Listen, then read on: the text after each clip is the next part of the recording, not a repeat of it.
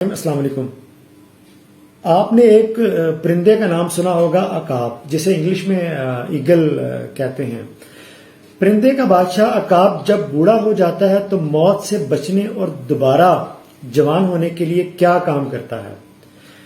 میں آپ کو یہاں بتاتا چلوں، ایک عقاب کی عمر جو ہوتی ہے وہ 70 سال کے قریب ہوتی ہے۔ اس عمر تک پہنچنے کے لیے اسے سخت مشکلات سے گزرنا ہوتا ہے۔ جب اس کی عمر 40 سال ہوتی ہے تو اس کے پنجے کند ہو جاتے ہیں، جس سے وہ شکار نہیں کر پاتا۔ اسی طرح اس کی مضبوط چونچ بھی عمر کے بڑھنے سے شدید ٹیڑھی ہو جاتی ہے۔ اس کے پر جس سے وہ پرواز کرتا ہے بہت بھاری ہو جاتے ہیں، جس سے اڑان بھرنے میں اسے سخت دشواری کا سامنا کرنا پڑتا ہے۔ ان سب مشکلات کے ہوتے ہوئے اس کے سامنے دو راستے ہوتے ہیں، یا تو وہ موت کو تسلیم کر لے یا پھر 150 دن کی سخت ترین مشقت کے لیے تیار ہو جائے۔ چنانچہ وہ فیصلہ کرتا ہے کہ وہ پہاڑوں پر جائے گا۔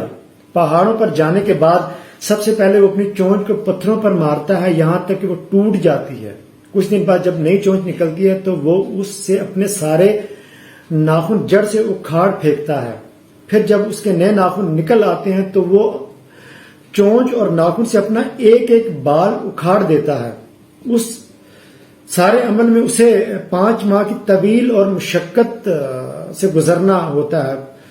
5 ماہ جب وہ اڑان بھرتا ہے تو یوں محسوس ہوتا ہے جیسے اس کو نئی زندگی ملی ہو۔